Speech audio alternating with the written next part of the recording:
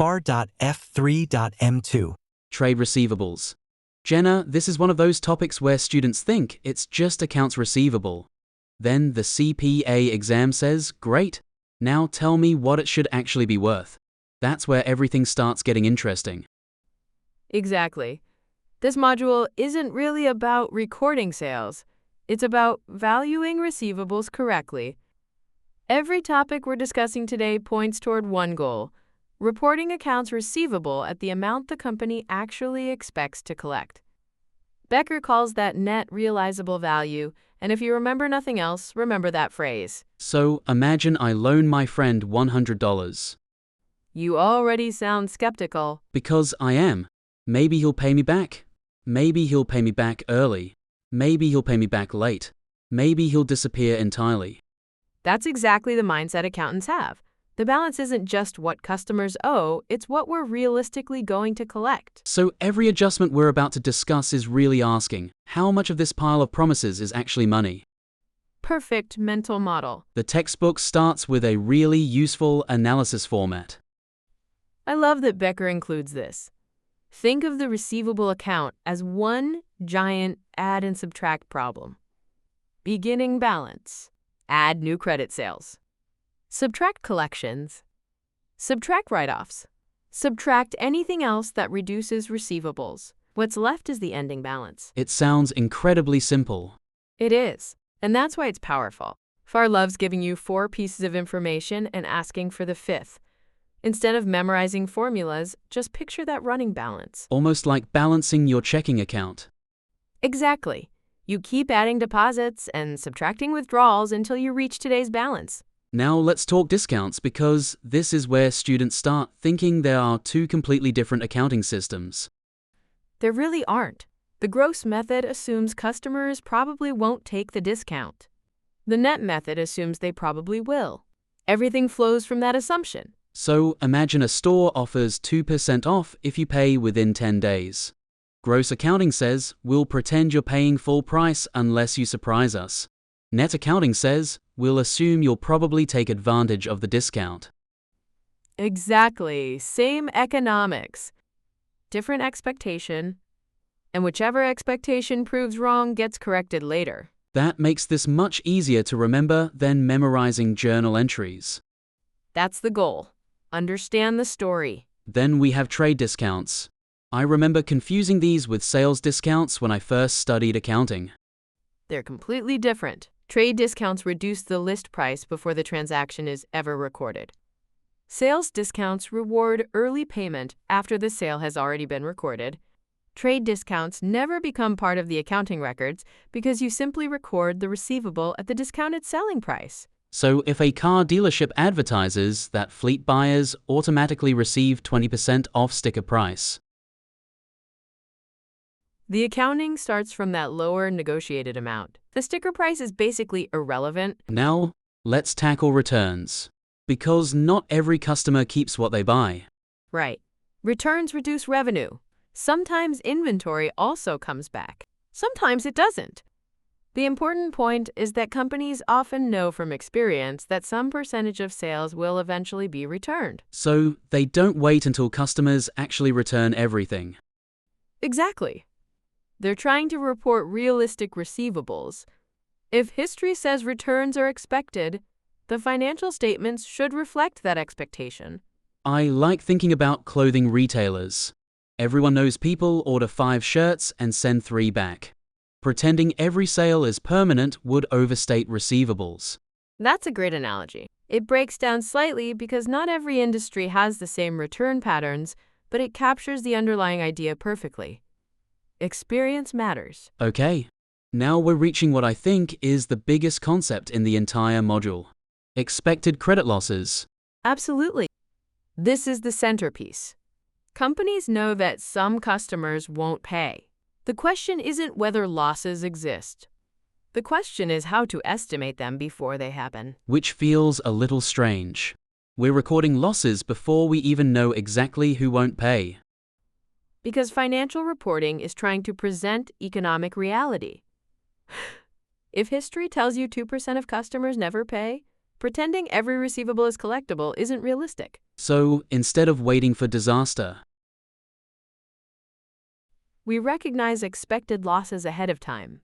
That's the current expected credit loss model, or CECL. I think students sometimes picture this allowance account as a savings account full of cash.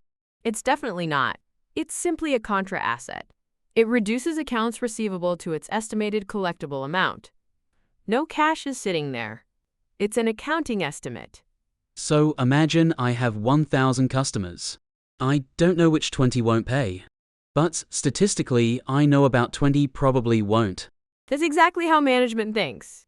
They're estimating losses across the portfolio, not predicting individual failures. And those estimates can come from history. Plus current conditions.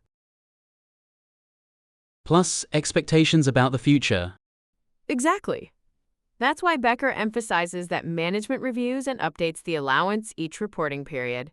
It's not something you calculate once and forget forever. Here's an analogy. It's like estimating how much food you'll need for a party. You don't know exactly who will show up. You estimate based on experience. I like that. The only limitation is that accounting isn't just guessing. Management needs reasonable support for the estimate. Historical information, customer risk, economic conditions, and other evidence all contribute. Now, here's a question students constantly ask. If we already estimated losses, why do write-offs happen later? Because estimation and identification are different events. First, we estimate that some losses will occur. Later, we identify exactly which customer isn't paying. The write-off simply uses the allowance that already exists. So, the expense happened earlier. Exactly. That's probably the single most tested distinction. Writing off a specific receivable under CECL does not create another bad debt expense. The expense was recognized when the allowance was adjusted. That's actually pretty elegant. We recognize uncertainty first. Then later we identify the customer. Exactly. Different event.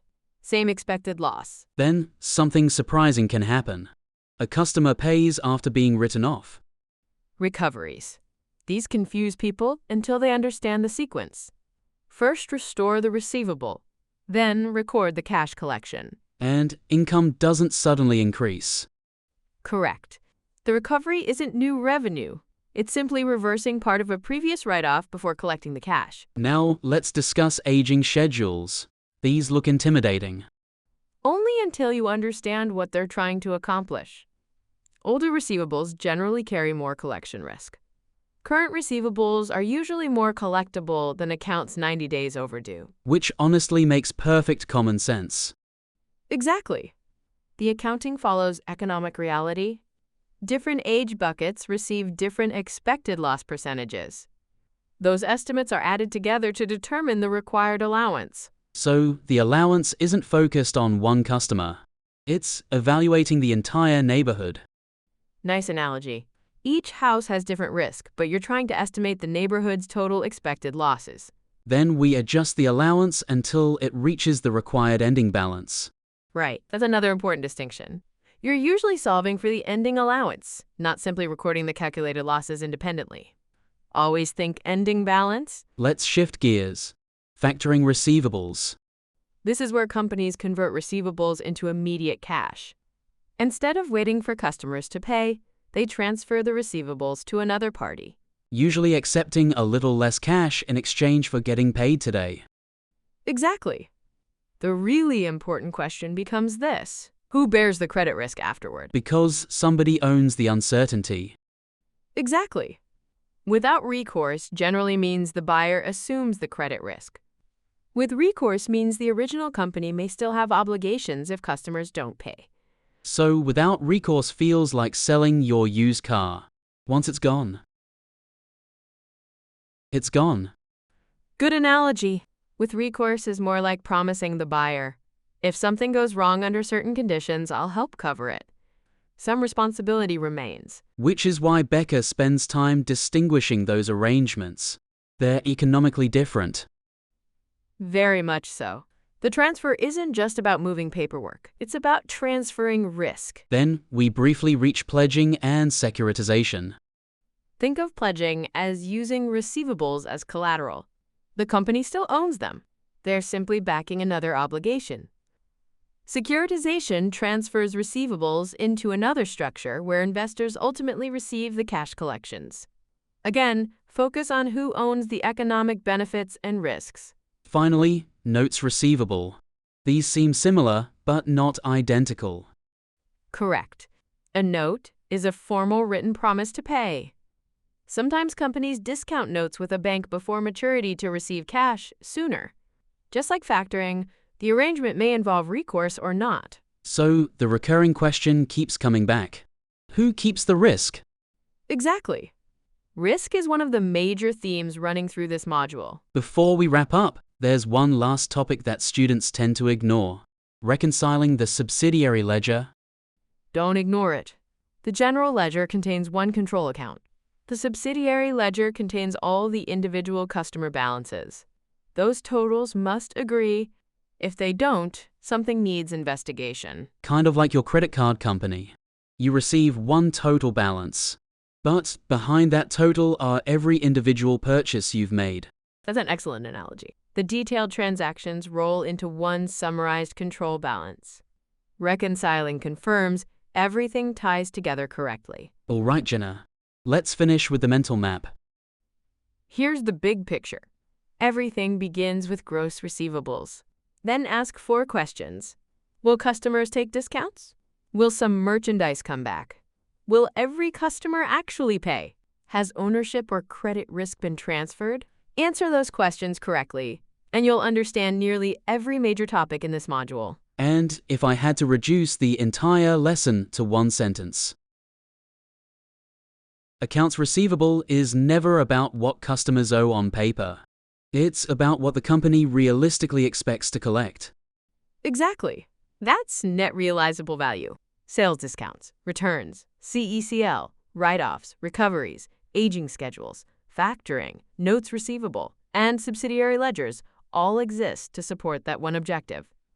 Once you see that connection, the chapter stops feeling like 10 unrelated topics and starts feeling like one coherent story. And that's a story the FAR exam loves to test from different angles. Learn the mental model instead of memorizing isolated journal entries, and you'll be much better prepared for whatever variation the exam throws at you.